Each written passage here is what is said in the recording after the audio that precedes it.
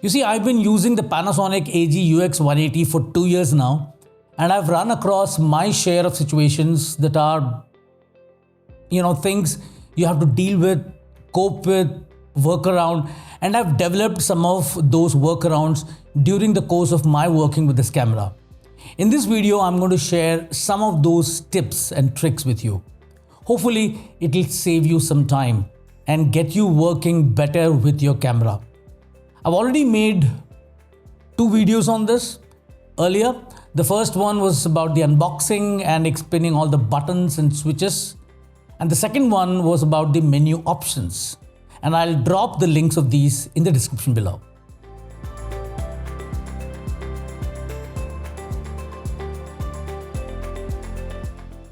Well, the first problem that I've come across is something that affects only the UX 180, not the UX 90. But it's a question I see all the time. And it's the thing that happens to me many times. It's like, why does the LCD screen keep going black? You're working, you're setting up a shot, you're sitting here and you're like, okay, we're ready to shoot. And suddenly the LCD screen turns off. Why? Well, what's happening is that the UX 180 has an eye sensor here in the viewfinder, and it doesn't actually know what an eyeball is, and it's not that advanced technology, but it does know when something is blocking it. So what you'll find is that if you block the sensor, the LCD screen turns off because it is now enabling the viewfinder, because it thinks it's your eyeball blocking it. It doesn't know the difference between your head in there or your shoulder blocking it. So inadvertently, you can end up blocking this sensor, which turns the LCD off, because you can only ever have the LCD or the viewfinder active at a given time. Since you can't have both of them active, so how do you get around this? Well, there are 2 ways. The first one is the simplest, and that is just flip the viewfinder up. Yeah, that's it. Just do that. It's very unlikely that you're going to be accidentally blocking this with your shoulder or anything else. So then the LCD will stay on and you can work with the camera the way you were expecting to. The other way to do this is again simple enough.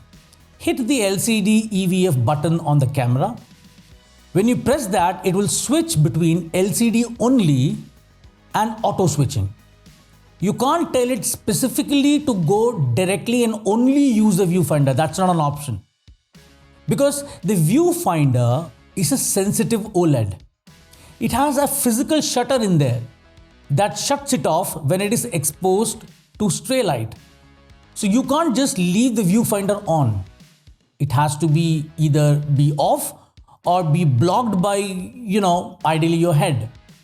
So when you use this switching button, if you switch to using only the LCD, then you are going to have only the LCD, and this sensor won't be part of the problem anymore.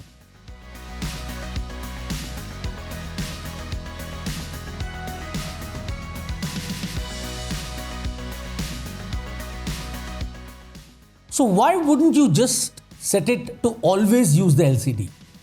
Well, you can. Indoors that will work fine, but I find it a problem outdoors. The LCD makes a beautiful image.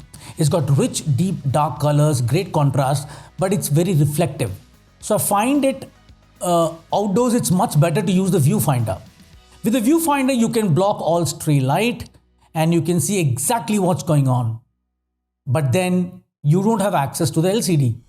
However, you can try setting the power LCD setting up to +1, that makes the LCD a bit brighter to combat some of the reflectiveness, but then good luck to you. No, it's not a sarcastic remark. Moreover, I think if you're going to use the LCD outdoors, you really need a hood which blocks all the stray light. Get a slide-on hood or just use the viewfinder. As you know, that's really why it's there in the camera in the first place. Working with viewfinder works fine, especially on the UX 180. The viewfinder is gorgeous. It just means that you are going to be manipulating the menus using the menu wheel and the menu button instead of, touching on the LCD. Which brings me to the next step.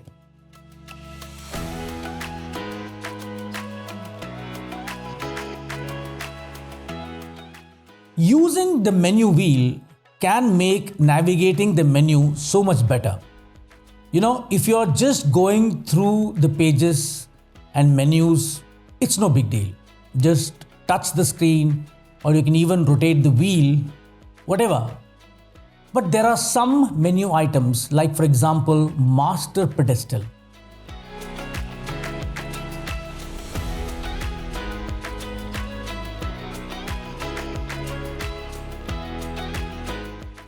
Now this thing has a range going from positive 150 down to negative 150. That's 300 range. So if you're planning to use the LCD screen to go through the master pedestal and you're pressing LCD each time to go up by a value of 1, we are going to be here all week pressing that. Now, that's no good. So you can roll through it with the menu wheel. That's better. But that gets you faster. But that's not the good stuff. The good stuff is when you press the menu wheel in, and then while you're holding it in, then shove it down or shove it up, and now it will race through the menu settings. It'll get through those 150 settings on one side in no time. Or obviously, while you're holding the wheel in, you can push it up. You'll go the other way. So navigating through the menu items can be much, much easier. You should use the wheel especially on those settings where there are a lot of settings with a big range. Like, chroma level. Now that's minus 70 on one side to plus 30. That's 100 units. So again, push the wheel in, and while you're holding it in, then push it down or roll it up. That'll get you through the menu items much quicker.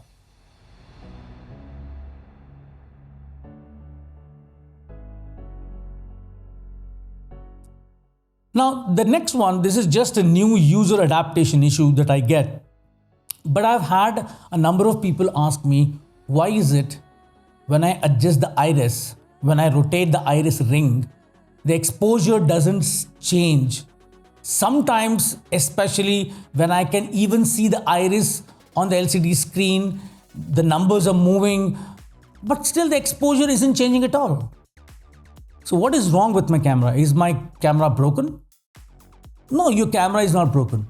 In fact, the odds of your camera actually being broken is probably pretty low as compared to just, there is something about the way your camera works that you may not understand yet. So let me hopefully clear this up, because I've run into this myself several times. The iris is one way of setting exposure, but it is not the only way of setting the exposure. There are two other ways that can come into play, and that's the shutter speed and the gain control. In DSLRs, you have the ISO, but here you have gain. And the thing with the UX cameras is any one or two of these could be on automatic, or maybe even all the three could be on automatic. So as in this case, you will notice that all the three are in auto mode, as the camera itself in fact is in auto mode. STD in front of iris value means it's an auto. A in front of SHTR means shutter is auto. AGC means automatic gain control. Therefore, to change these independently, first change the mode of the camera from automatic to manual. Doing this itself will not necessarily make all the three settings manual. You see, the advantage with UX90 and 180 cameras is that you can keep the entire camera on manual mode and toggle between automatic and manual for specific features. So the first thing is hit the iris button to make it manual. But even now, since the other two are automatic, any change in exposure by changing iris will be compensated by the shutter speed and gain.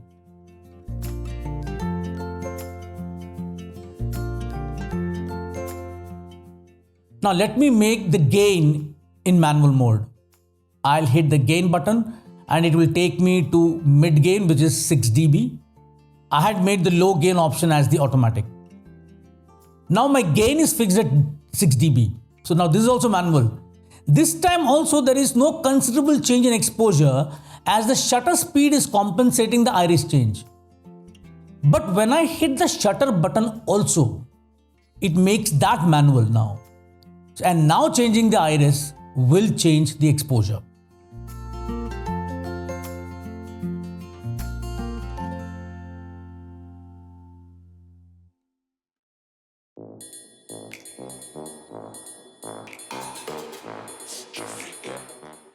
While I'm on the subject of gain, let me point out that the UX90 and the UX180 have this unique ability to use a little bit of negative gain. Now, if you're shooting in a bright light situation and you're wanting the sensitivity of the camera to be a little lower, which will bring down the level of grain and noise that's in the image, which can be pretty nice, then you should go for a bit of negative gain. So rather than starting with all the ND filters, try negative gain first. But it's not necessarily obvious as to how to enable this. You can't just go into the gain settings in the switch mode menu and turn the wheel down because it won't go below 0.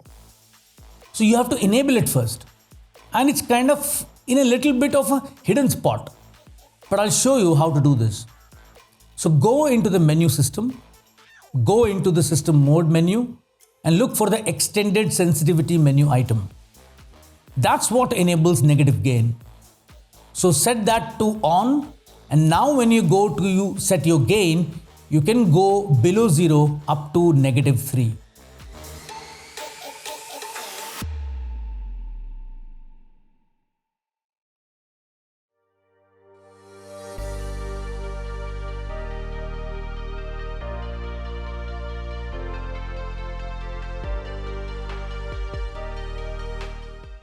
The last thing I'm going to be talking about in the UX cameras, and that's because I've seen it happen with new users, but they do figure this out after using it for a couple of days.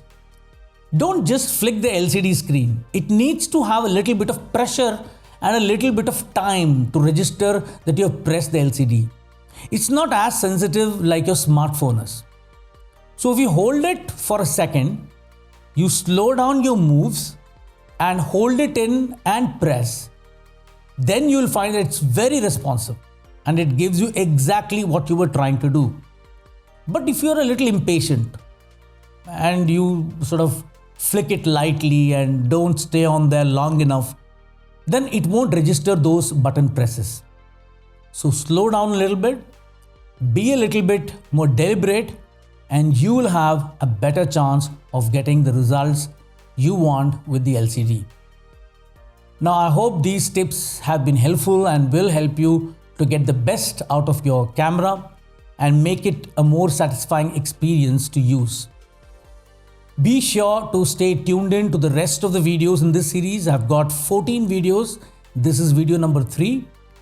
And I'm going to be talking about in greater detail about the UX cameras and describing some of the features in the way they work. So hopefully there is a lot there that you can actually learn.